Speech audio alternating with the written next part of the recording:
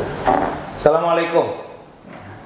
Kembali kita hadir bersama dalam sebuah diskusi untuk solusi yang kita memang adakan untuk mencari solusi-solusi terhadap perkembangan dunia.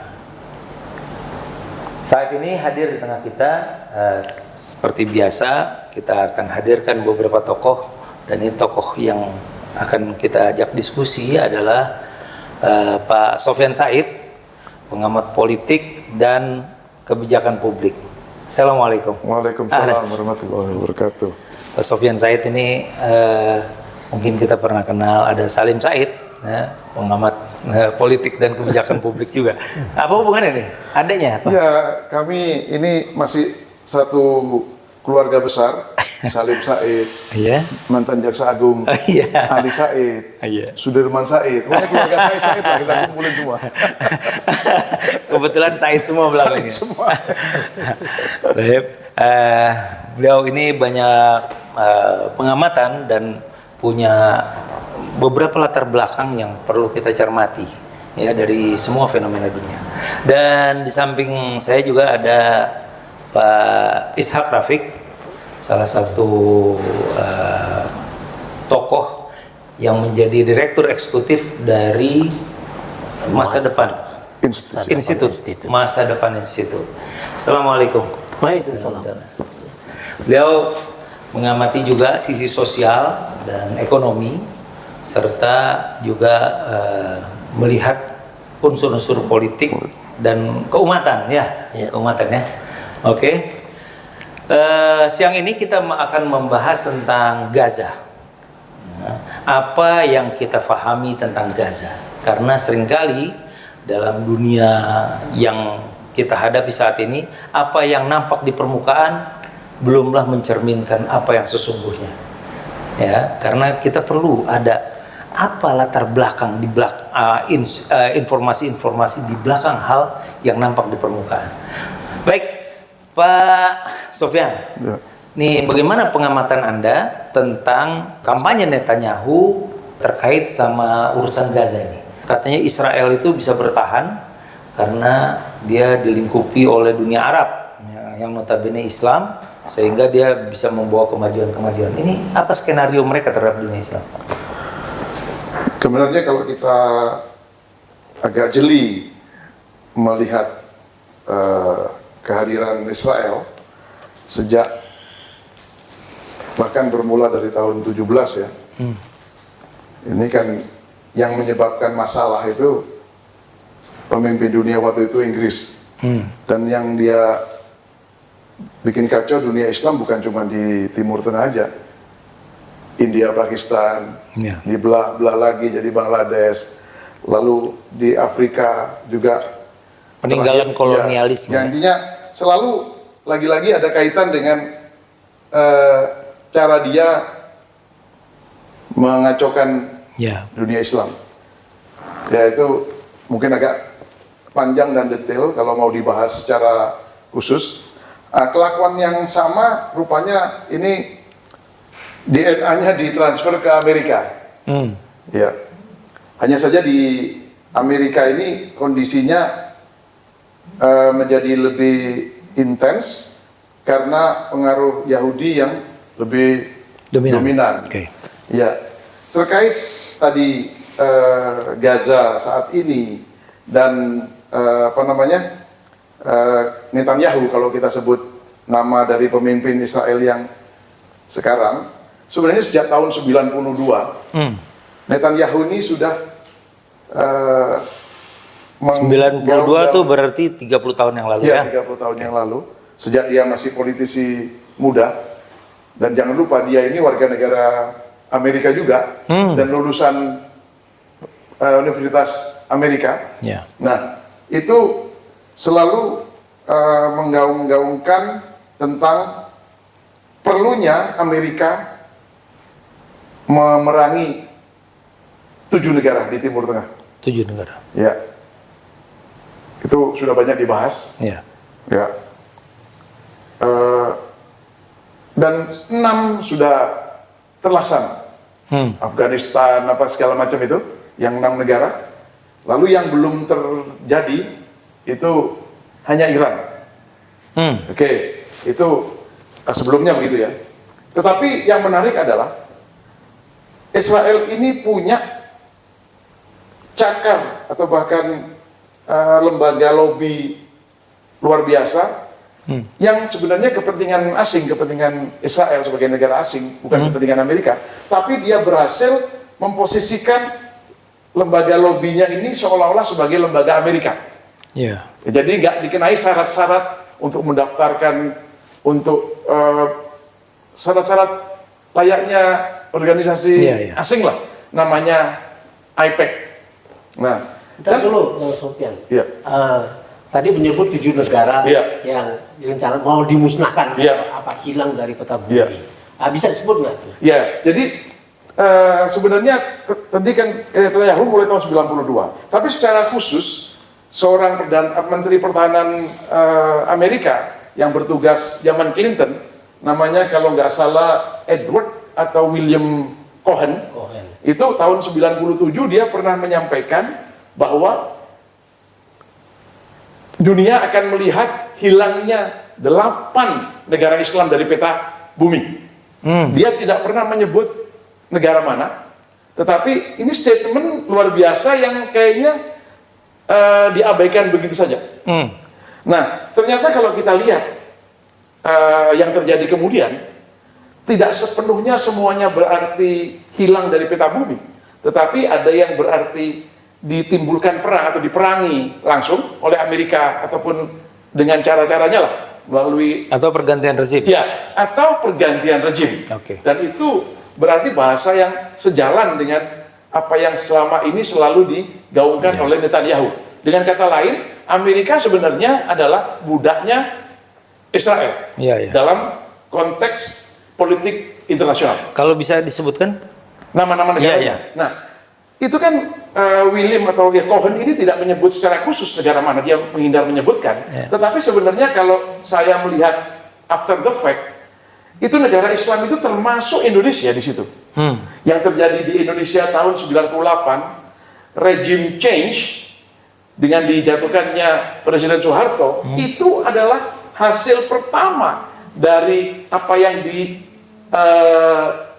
dibayangkan atau diinginkan oleh Amerika ini. Jadi maksudnya itu rekayasa Yahudi. Rekayasa Amerika, tetapi yang ada tangan-tangan kepentingan Yahudi di belakangnya.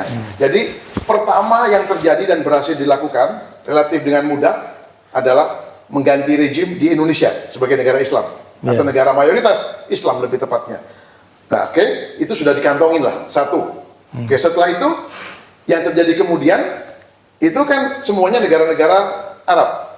Yang 6 itu, Afghanistan, ya kekacauan kita bisa sebutkan Somalia, Sudan, Iran, Irak, Syria. Berarti bukan negara Islam aja. Afghanistan bukan Islam, bukan negara Arab maksudnya. Makanya negara Islam. Iya, negara Islam, bukan Arab. Ya, tetapi intinya negara-negara itu jumlahnya 7 kalau ditambah dengan Indonesia. Tetapi karena kejadian yang belakangan itu lebih diasosiasikan dengan Timur Tengah atau kearapan, maka muncullah istilah Arab Spring. Jadi Indonesia tidak dimasukkan di situ sebagai sebagai terminologi, karena yang penting sudah sukses kan mereka lakukan, gitu loh. Nah, yang terakhir terjadi, yang kalau dalam hitungan itu yang menjadi yang ke-8, ya, itu adalah Iran. Nah, Iran ini diprovok oleh Israel. Sebenarnya itu kalau kita lihat kayaknya karena kegagalan dia untuk menjaga kerahasiaan politik apartheid, informasi, apartheid dan opresi atau penjajahan dan kekejaman harian yang terjadi selama hampir 80 di tahun Gaza. di Palestina secara umum sampai akhirnya menimbulkan kasus di Gaza. Dan karena perkembangan teknologi dengan handphone, smartphone, dengan podcast segala macam yang di luar televisi tradisional yang dikontrol, maka akhirnya dunia tahu dan dunia menjadi sadar bahwa ini sangat kejam dan nggak benar nih. Ini Iya. Israel harus dihentikan. Dan Sofian ya, tadi menyebut siapa William Cohen ya. ya, Tapi William Cohen tidak menyebut namanya. nama-nama Iya, negara betul. itu. Ya. Tapi Kita bisa baca. dari bacaan Sofian Iya. ada 8 itu. 8 itu termasuk Itu Indonesia. Syria, Libya, Ya, termasuk. Arab Spring itu Iya, semua. Arab Spring ya. Ya, Tunisia, apa namanya? Tunisia. Ya, oke. Itu. Jadi ada Syria, ada Mungkin Mesir juga ya. Mesir ya, ada termasuk Mesir. Libya, Mesir, Iya. kemudian Yordania masuk nggak? Belum. Jordan enggak. Jordan enggak ada. Itu kan kawan itu. Kawannya Amerika. Tapi Tunisia Tunisia masuk. Iya. Kemudian Afghanistan masuk. Iya. Ya. Lalu Irak. Irak. Iya. Lalu Somalia. Irak tuh Libya keluar pertama. Iya, Libya lebih dulu. Kemudian Irak. Iya. Irak. Kemudian Syria. Syria. Iya. Syria baru saja berhasil. Iya. Berhasil hilangnya. Tapi mungkin begini ya, dari 7 atau 8 negara itu, 7 lah ya, Iya. di luar Iran. Iya, di luar Iran. Itu kan pergantiannya tidak semua menurut keinginan Israel. Maksudnya gimana? Jadi ada kayak model Syria itu, kan tadinya sebetulnya Bashar Assad itu kong kali kong sama Israel. Iya. Walaupun dia di sisi lain juga berjabat tangan sama Iran kan. Iya. Tapi dia selalu melindungi juga kepentingan Israel. Iya.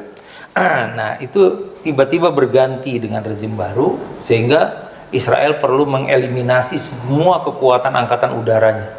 Sampai 90% kekuatan angkatan udaranya dieliminasi oleh Israel. Iya. Yang baru ini, Iya. Ahmad Syar'a.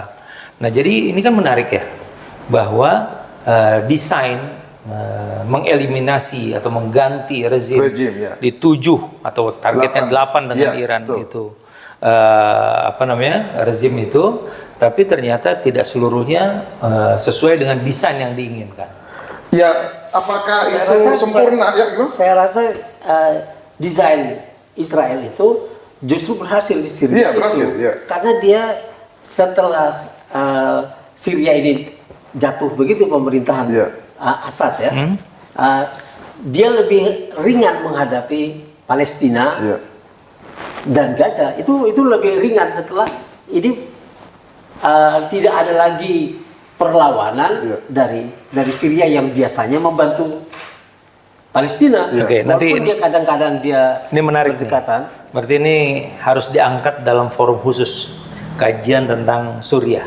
Ya, karena Suriah ini tadi dikatakan Ada dia unik. dianggap temannya Israel, tapi secara umum sebenarnya termasuk dalam relatif cukup panjang dia sangat anti Israel. Iya, iya. Sangat anti Israel. Iya. Ya, nanti kita bahas khusus. Iya, iya. Ini terkait sama Gaza. Iya. Jadi dengan isu Iran ini, apa yang terjadi? Fenomenanya kan Gaza isunya jadi hilang. Ya, ini banyak dipertanyakan orang. Kenapa isu Gaza jadi sekarang isu Iran? Oke. Gitu. Dan ini bagaimana kita menilainya? Apakah ini sebuah keberhasilan lobi Yahudi untuk menggeser ini Iya. dan melibatkan Amerika? Gimana coba? Oke, sebenarnya dengan munculnya kesadaran masyarakat internasional secara umum, rakyat hampir di seluruh dunia itu pro Gaza, Ya. pro Palestina. Ya. Tetapi para pemimpin negara-negara itu kan Amerika sendiri sebagai induk politik luar negeri yang lain itu kan ngikut kepada apa yang didiktekan oleh AIPAC. AIPAC sendiri itu sebenarnya adalah buku politiknya itu adalah buku politik yang didiktekan oleh Tel Aviv. Oh, Kira-kira begitu. Iya. Nah, dan yang menarik adalah politisi di Amerika itu banyak yang didukung secara keuangan untuk kampanye mereka untuk menang. Dan itu harganya adalah harus mendukung semua kebijakan dan kemauan politik luar negeri yang diinginkan oleh Iya. Israel. Terus kaitannya sama Trump ini bagaimana? Oke, Trump kok makanya. bisa berubah? Sebelum ke situ, Mau saja dipengaruhi Netanyahu. Oke, sebelum ke situ, ini Trump ini kan sebenarnya orangnya jadi berubah-ubah ya, gampang berubah dan juga sulit menerima masukan. sebenarnya ya. Ya. Tetapi kita melihat Israel dalam hal ini Netanyahu itu kelihatannya cukup kelabakan menghadapi perhatian dunia dan dukungan dunia kepada Gaza, lalu mencoba mengalihkan perhatian dunia dengan melakukan serangan preemptif kepada Iran. Kepada Iran. Oke. Lalu Amerika itu sebenarnya banyak politisi dalam negerinya yang minta agar Amerika nggak terlibat. Ya. Ya. Tetapi tiba-tiba Trump di luar dugaan itu melakukan serangan juga, ikut-ngikut menyerang Iran, dan itu walaupun dengan harus melanggar konstitusi Amerika. Nah, jangan lupa Trump ini juga merupakan bagian dari objek IPAC atau lobby-lobby politik di Yahudi di Amerika ini. Bahkan ada kepentingan IPAC, QQ Mossad atau bahkan Israel yang dimasukkan ke dalam kamar atau bahkan minimal rumah Trump. Karena jangan lupa menantu Trump yang bernama Jared Kushner atau siapa itu adalah bagian dari lobby Yahudi? itu. Ya. Oh. Dan bahkan ada lobby Yahudi di rumah di Trump. rumahnya Trump, yang bisa ngelobi kalau nggak berhasil dari Trump, dari anaknya Ivanka, atau mungkin dari istrinya. Jadi intinya Trump memang itu dikungkung dengan semua lobby-lobby intensif untuk membuat dia bagaimana ini saya kira ini latar belakang. Ya. Kenapa Trump kok bisa dengan mudah dipengaruhi Netanyahu? Ya. Oke, gimana Bung Ishak? Posisi Trump sendiri bagaimana? Saya lihat begini kan, ini kan habis bencana besar Ya.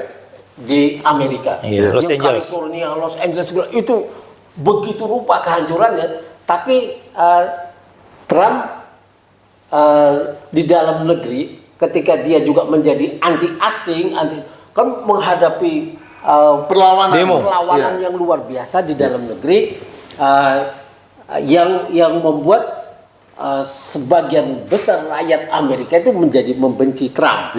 Tapi kemudian apakah perangnya dia ini sekarang ikut senario Netanyahu hantam Iran, ini bagian dari mencari musuh di luar supaya masalah dalam negerinya bisa dilupakan dulu sementara. Rakyat tidak lagi menggempur dia karena dia sedang menggempur Iran. Ya, gimana tuh ya?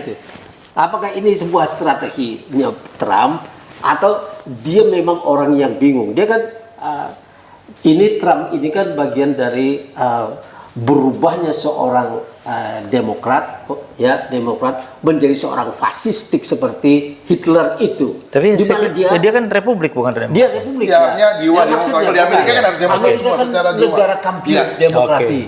Tapi presiden ini sekarang menjadi semacam Hitler baru, fasistik. Juga terjadi di Cina dan lain-lain yang menganggap negara lain itu boleh diapa-apain saja. Wow. Ya, itu yang perkembangan sekarang adalah perkembangan dari jalan demokrasi menjadi jalan fasistik, di mana kekuatan itu yang menjadi taruhannya. Jadi siapa yang tidak kuat boleh mati duluan. Nah, saya melihat itu pertanyaan saya ya, apakah ini satu taktik, satu strategi Trump untuk membuat rakyat di dalam negerinya tidak protes sama dia karena sekarang dia melawan musuh yang lain. Itu satu. Yang kedua, saya pernah diundang oleh komunitas Yahudi di Belanda. Di Belanda. Waktu itu mereka bicara tentang Palestina. Mau dibawa kemana ini orang Palestina? Nah, mereka punya rencana besar. Kalau dulu memang tidak ada. Ini negeri yang dijanjikan adalah janji Inggris kepada komunitas Yahudi untuk memberi dia negara. Dicari-carikan itunya alasannya. Dalilnya dicari-carikan. Awalnya mau itu Uganda mau bisa Uganda, ada Argentina, ada banyak pilihan. Kan itu. Tapi kemudian ini sulit mencari pembenarannya. Dari Bible, dari apa? Maka dari Taurat, Israel tuh di situ Talmud tempatnya. Nah, maka dibuatlah itu. Kemudian bagaimana dengan Palestina? Palestina itu mau didorong sampai ke Yordania. Iya. Karena kata mereka orang-orang Yordania itu Palestina Iya, Palestina, mayoritasnya ya. Cuma rajanya dia yang bukan. Jadi Iya. Raja Hussein itu mau dilempar saja, kemudian Palestina didorong Untuk masuk ke situ. Yordania. Iya. Yordania. Nanti negara Palestina itu akan diambil oleh Israel seluruhnya. Nah, ini sebetulnya perkembangan yang mengerikan, ya. Kemudian dia bikin masalah lagi di Gaza dan tempat-tempat lain. Memang dia mau mengacaukan semuanya sehingga orang tidak punya fokus, ya. Dan mereka juga membuat Palestina yang lain dengan memanfaatkan negara-negara yang lemah yang bisa diatur.